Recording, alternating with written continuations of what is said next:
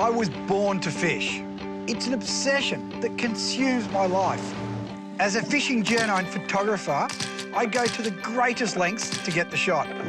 Getting the boat out! Join me as I travel the world in search of fishing heaven. Oh, yeah! I didn't give him any line that time. I've wanted to catch one of these all my life. Wetting a line with some of the best fishos on the planet. Joe the Rooster. How's the serenity? In fishing, you have your good days and you have your bad days.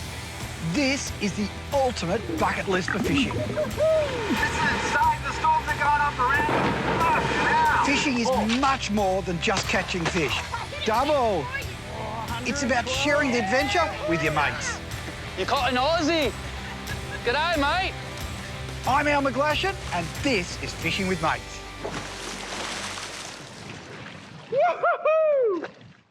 This week, we return to Ascension Island, where our mission to tag Jurassic tuna hits a massive snag. Oh, look at this. Oh, right there, have a look at him. Ascension Island is one of the most isolated islands on the planet, situated 1,600 kilometres from the coast of Africa and over 2,000 kilometres from South America. With a 200 nautical mile exclusion zone for commercial fishing, this place has become a fishing hotspot for the world's largest game fish in the last few years. The crystal clean waters are home to hundreds of fish species, including 1,000-pound marlin, giant yellowfin tuna, rock-eyed groper, wahoo, amberjack, almaco jacks, Galapagos sharks, and even the odd whale shark.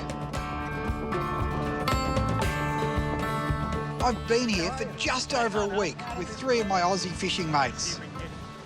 The fishing action has been insane, especially chasing the gigantic yellowfin tuna. Oh, yeah! Fuck, it's a monster! It's a monster! The biggest catch so far was 112 kilo. It's a monster! By my fisho mate, Sundal. Oh, 112! Yeah! It's easy to see why they call this place the Atlantic's Jurassic Park. But I was curious to find out just how well the tuna stocks here were holding up. I caught up with Sam, who is one of the resident marine biologists here on the island. Sam, how are you, mate? Good to see you. Nice to meet you. Let me show you down to the fisheries lab. Oh, yeah. How good's this place? Fisheries research has only been going on for about 2 years on the island, so not a great deal is known about why this is such an amazing fishery for yellowfin tuna. So this is where it all happens, eh? Yeah, this is our new fisheries lab. Only finished last year. Oh, really? So it's brand new? Yeah, brand spanking new. The research lab was far more advanced than I suspected.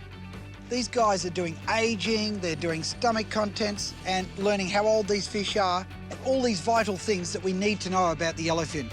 So what have we got here? OK, so at the minute, what we're looking at on the screen, it's called an otolith, which is the ear bone from a yellowfin tuna. Oh, rightio. So how big was that fish? So this one was actually 190 centimetres, so just under 2 metres, and 106 kilos. So that's 240 pounds. Yeah, exactly. So it took 10 years to grow to get over the 100 kilo mark.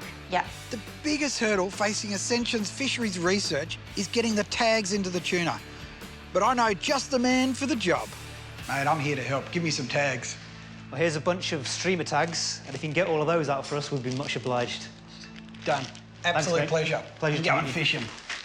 So my mate Mick and I have teamed up with Craig, one of the local fishermen. He's going to help us out and do a bit of tagging.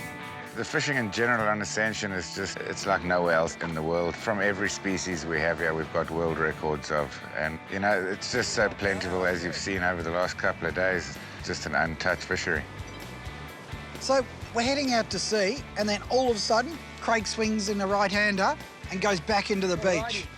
And for a minute, I couldn't work out what was going on, and then I saw the birds.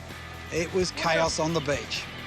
Craig, what are we doing, man? We're at the tuna over there. Yeah, I tell you what we're going to do today. I'm going to look for some birds going in the water here. It's going off. It's going crazy there. We're going to go find that bait ball. Should be some tuna with it, some big amberjacks. And I'll show you a little South African trick of how to get hooked up really quickly in a bait ball. Oh, really? The bait ball action was intense. There were gannets dropping in, there were frigates flying around. There's this massive black patch, which is just all fish. And around the edges, there were jacks, there were almacos. rainbow runners, you name it, they were on it, and they were all feeding really hard. Oh! Yep. Hooking up these Almaco jacks is instant. You're straight down into the trenches with these guys. They crunch down on the rooster popper. Next thing you know, you're holding on for dear life as these guys are charging around. They fight, and they fight hard. I can't believe that. Look at them. I'll string them into you. Look at that. Let's get this chap out of here. There we go. There's one there. Have a look at that. They're such pretty fish, but they're so strong too. Lovely Grab the rod, fighter. jump in, we'll get a quick photo. Oh, oh. Fuck, I haven't dropped it the whole friggin' time. All right, buddy. Oh, Oh, there she goes. what's this? The fishing was ridiculous. Every cast we're hooking up.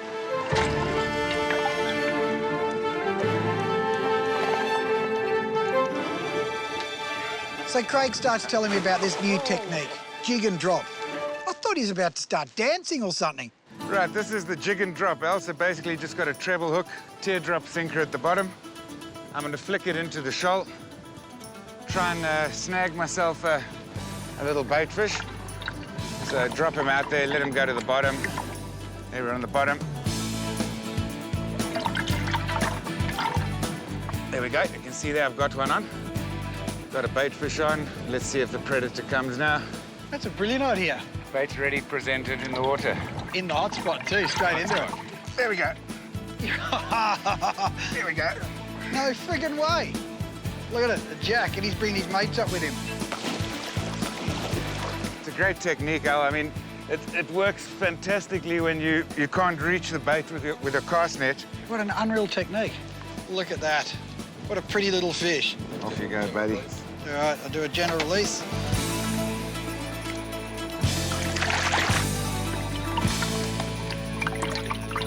Oh, perfect. And there he goes. Mate, that is awesome. I can't believe it. Jig and drop. Jig and drop. I'm up for that. As simple as that. So our playtime was over. We had some serious tuna tagging to do. It's going to be great putting some tags in and putting something back into the fishery so we can learn about them. I think we've got 10 tags or something. We've been doing a bit of tagging for the Marine Conservation Department. We've put a couple of satellite tags in, a few big tuna by spear, and the other sport fishing boats also deployed a few satellite tags in the fish. So it's just a waiting game now. We're waiting to see when those tags pop off, where in the world they pop off. And from that, they'll get their data and they're happy to share it with us. Oh, yeah! I got the little one. I think I got a bite. Jesus Christ. So when it comes to tag and release, the critical point is you've got to get the fish up fast. Because if you fight them for too long, they might die or a shark might eat them. So you've got to do it quickly. Oh, God.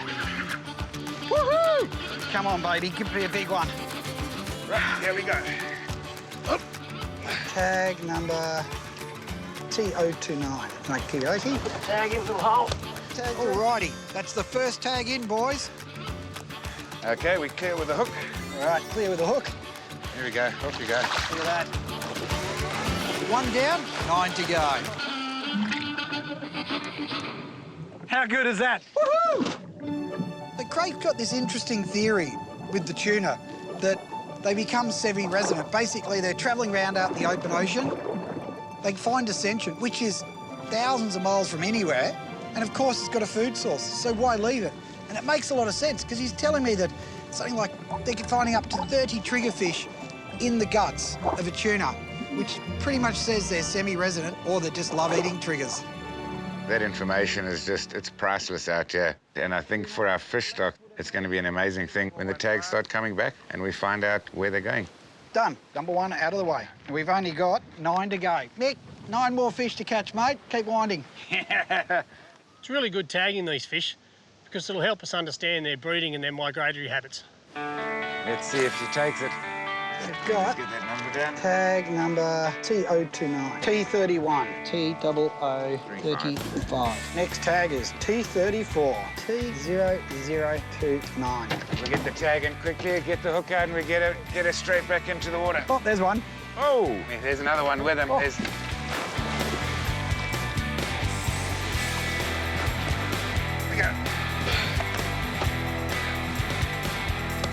tag number 34. Get it in. Beautiful, tag is in. Nice. Okay, third tag through. 029 is done. Beautiful. Tag's in. Rightio. It's been a successful day. We've tagged Off you 8 go. fish, 20 to 40 kilos. But tomorrow, I really want to try and tag a big one. And we're talking 100 kilos plus. Not a bad day's work, I reckon. Today, we're heading out with skipper Colin Chester, and the plan is to tag a big yellowfin over 100 kilos. So what's going on? You guys feeling good? Ready for action. Ready for action? I mean, that's what they always say in fishing, eh? Action. Yeah, action. We like action. Cole, we get in some here. action. We can head out and start looking for that big one. Oh, that's it. We've still got 2 tags left, so we've got to get one of those into a big one. Yeah, we're always out there trying to get information tag for the guys, and the tagging process has gone pretty good. After a couple of years, we'll have a really good idea of the tuna population. All right, wait for a big one. Just keep it going, keep the birdie trail alive. So, Cole, what do you do with, like, looking after this place? It's obviously pretty special. We started off pretty enthusiastic, you know, trying to get as many big fish as we could have in the beginning, and then after a while, we sort of realised that, you know, you can't just carry on doing that. Yeah, you got to look after it, especially when it's this good. We need to conserve our fishery, and we let the guys take a one big fish per person, per trip. Everything we bring ashore here is utilised, we eat it up. I reckon that's a great idea, because you do want to catch a big fish, but the idea of it being fully utilised on the island there, you know, as soon as you chop up a fish, it's gone. It's gone, yeah. A lot of the guys, I have to say, are into the catch and releasing, as we are, to the extent where, you know, we got this, like you've seen, we got this tagging program going now, we're helping out conservation, etc. Well, there you go. If I catch a big one and he's healthy, he's getting a tag and going back. Oh! I think I got a bite. Coming now, coming. Oh, yeah, he's on. You wanted that one, bud. So I've sent the pilchard, the sardine, down the trail, and it's just bang, fish has got it hooked up. And we thought these fish were 25, 35 kilos, and this thing's just screamed off for the bottom. We had a much bigger fish on. That's going to be quite a good one, Al. I reckon looking at him probably 45, 55 kilos possibly, maybe 60 if it was the big one of the pack. He just came past so fast from underneath there, like Mick said. He's still going, he's wrecking it up, man. I think it's bigger than friggin', yeah, that or... I think you got a decent one on there, my boy.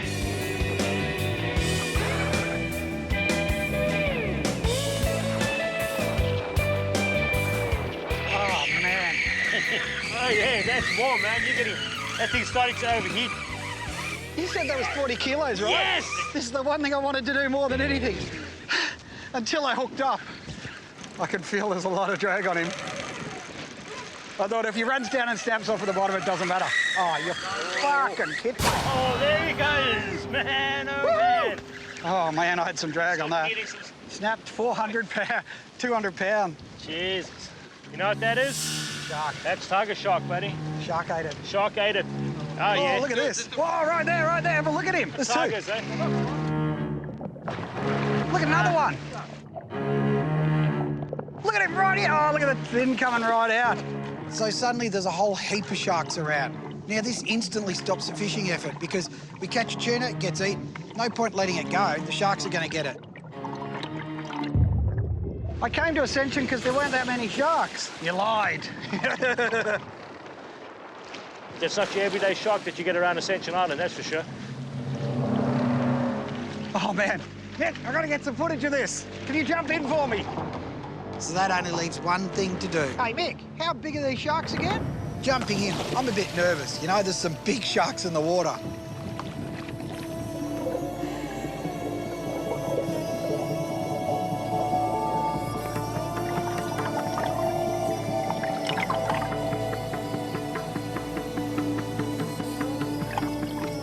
I thought these sharks were bronze whalers, but it turns out they're Galapagos sharks.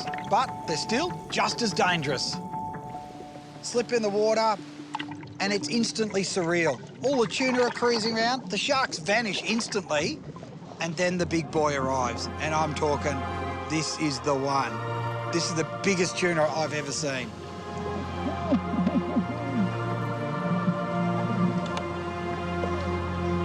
Cole, another monster, man. Right, what we need is a tag and the big fella. There he is right there. Okay, go, go, go, go, go! Deciding to catch the big one, that's one idea. The problem is to actually get it to take a bait because there's all these small fish that are zipping around everywhere. Just break him off. There he comes. He's right there. Break Damn him. it. Just There's break too him many off. little fish in the way. So what we did was we downsized the hook and we just held it off the rod tip so it was just touching the water. And that way we could pull it up as soon as the small fish came through and leave it there, hopefully, when the big fish ate it. Here he goes. Oh, yeah! Hit him! Oh, yeah! Oh, yeah! Here we go! I didn't give him any line that time. That's what I'm talking about, baby. So we've got the best tackle in the business. We've got 100-pound braid, we've got the ballistic rod there, and of course, the Stella. Yeah, Mario, Blaine, we on with the monster. Yeah, well done. Get it in before the target shot. All right, Al, listen, you just need to talk to me. Tell me exactly how you want me to go around this fish for you. Catch it. Make it easier for me. He now works out that he's obviously something not right. So he powers down and the drag's smoke and he's screaming away. Luckily I had the harness, so we set up the harness. We're all rigged in, ready for the fight of my life. This is my biggest tuna ever, Mick. And then it starts to hurt. And it really starts to hurt. See if I can work out where this angle is. It was a full-on fight. That's angling in the true sense of the word, Al. You're right, it's genuine angling because we fully outsmarted that fish. It took us a while. One thing you got to remember is when you're fighting these big fish is that you're packing down your spool so much, so you think he's further away than he is sometimes. So I'm trying to get this fish up, so I'm putting a lot of pressure on it.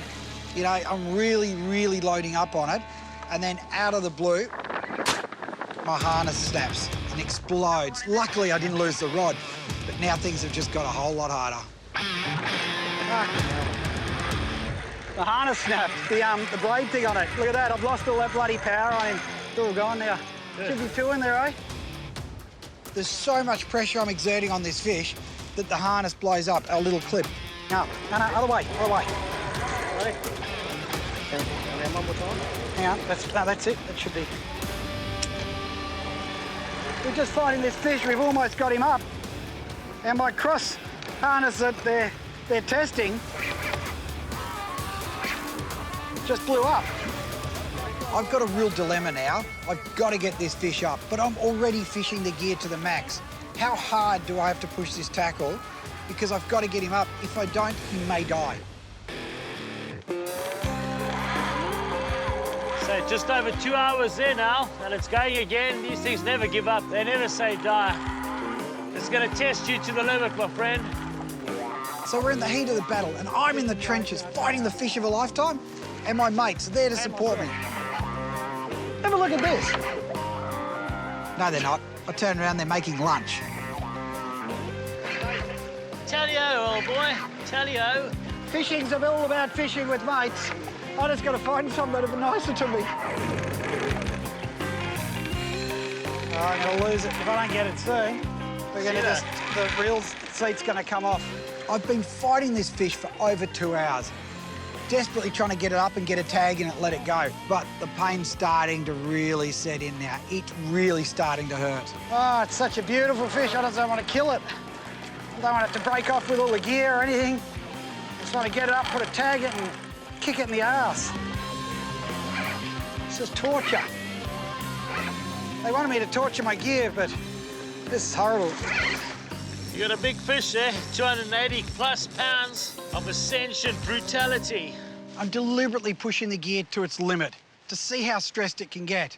But I don't know who's more stressed, the gear or me. Everything breaks with these fish. Most of the guys, when we're fighting on spinning gear like this now, this is when it starts to go wrong due to equipment failure. You just get to a stage where you just can't anymore. And after 3.5, 4 hours, the guys are just absolutely knackered, man.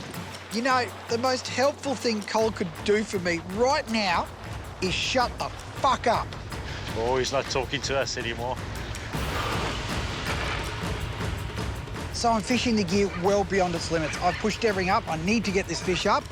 Things are going to break. And the 100-pound braid exploded, and it was all over. Oh well, whatever. I love my fishing, you know, and I make no excuse. I'm passionate about it. The moment that line snapped, your heart sinks. It's just like, oh, no. Well, that's how it goes. Big fish. I reckon that fish is over 280 pounds.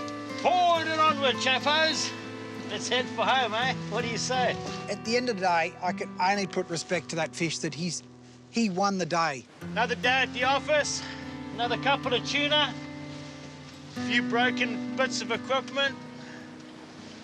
What can I say? The good thing is, and this is what I'm probably most happy about, is it's only a circle hook in the corner of the mouth, which you'll probably warn a little hole, so that'll shake out. So he's still alive today. Well, Al, 3.5 hours on the biggest yellowfin that you and I are ever going to see in our lifetime. Oh, mate, it's so disappointing to lose that big fella, you know. But I suppose on the same note, we did get some tags and a heap of other fish, and hopefully that's going to shed some light on these Ascension yellowfin. But it's still frustrating, the big fish. Ascension Island gets described as the Jurassic Park of the Atlantic. I'd heard it, but now that I've been here, I can vouch for it 110%. From the environment where you've got green forests up the top to these moonscapes down here, and the fishing. The tuna fishing is undoubtedly the best yellowfin fishing I've ever seen in my life. It is awesome. It has to be one of the best things I've ever done.